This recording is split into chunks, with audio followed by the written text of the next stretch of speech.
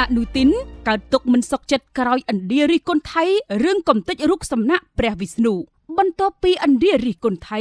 និងបង្ហាញក្តីព្រួយបារម្ភជំវិញការវាយកំទេចរូបសំណាកព្រះអាទិទេពតម្រាងព្រះវិស្ណុក្នុងហិណ្ឌូសាសនា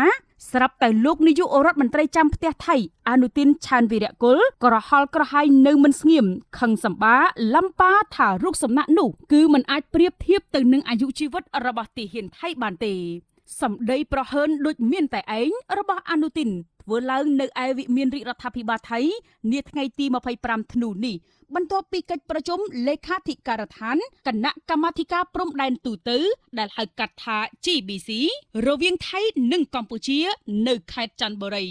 តាក់ទិននឹងសេចក្តីថ្លែងការណ៍របស់ក្រសួងការបរទេសឥណ្ឌាដែលរិះគន់ថៃជំវិញការប្រើគ្រឿងចក្រកំទេចរូបសំណាកព្រះអាទិទេពហិណ្ឌូព្រះវិស្ណុនៅច្រកអានសេសត្រូវបានលោកនាយករដ្ឋមន្ត្រីថៃប្រតិកម្មតបវិញភ្លាមថាបើប្រៀបធៀបនឹងជីវិតទាហានថៃគួរតែមើលរូបសំណាកតាមទស្សនៈនោះដែរនាយករដ្ឋមន្ត្រីចាំផ្ទះរូបនេះនិយាយទាំងងងឹលថា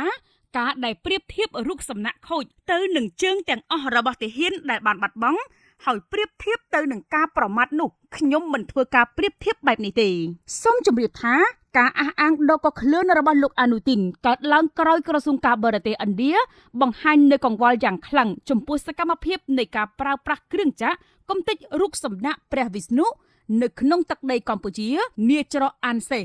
ទន្ទឹមនឹងរដ្ឋធានីញូដេលីចាត់ទុកទង្វើបំពានរបស់ភាគីថៃថាខ្វះការគោរពនិងប៉ះពាល់យ៉ាងធ្ងន់ធ្ងរដល់មនោសញ្ចេតនារបស់អ្នកកាន់សាសនានៅជុំវិញពិភពលោកហើយការកំទេញបំផ្លិចបំផ្លាញនិមិត្តរូបសាសនាបែបនេះមិនគួរកើតមានឡើយ